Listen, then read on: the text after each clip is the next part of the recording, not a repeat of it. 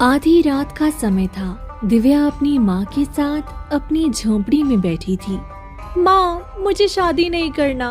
मैं आपको छोड़कर नहीं जाना चाहती हूँ। अगर मैं चली जाऊंगी तो आप कैसे रहेंगी? और मेरे सिवा तो कोई है भी नहीं जो आपका ध्यान रख सके।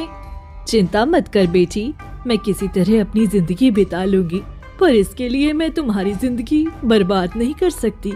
अब तुम सो जाओ, रात बहुत हो गई है, कल तुम्हारी शादी भी है। इतना कहकर मेघा सोने चली जाती है। दिव्या वहीं बैठकर रो रही होती है। तभी सफेद धुआं सा उसके सामने आ जाता है। ये क्या सफेद धुआं? कैसे?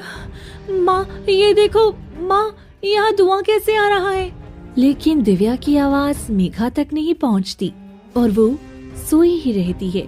पल भर में अचानक दिव्या उस धुएं में समा जाती है। नहीं नहीं, ऐसा मत करो, मुझे छोड़ दो, मुझे जाने दो। नहीं, मेरी कल शादी है, मैं नहीं जाना चाहती, छोड़ दो मुझे। अचानक तेज रोशनी फैलती है और दिव्या वहाँ से गायब हो जाती है। अगली सुबह होते ही मेघा उठती है।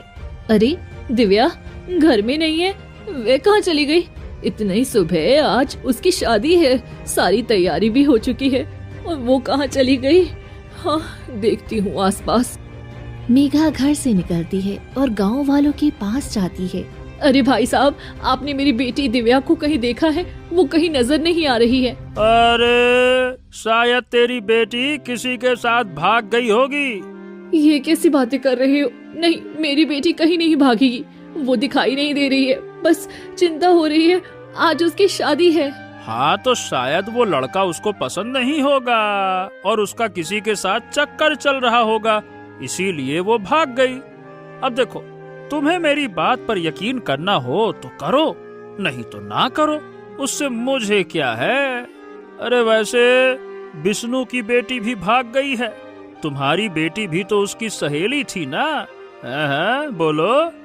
मेघा कुछ नहीं बोलती और पूरे गांव में खोजती है, पर दिव्या का कोई पता नहीं चलता है। ये क्या, पूरे गांव में पूछ लिया पर कोई नहीं जानता दिव्या कहाँ है।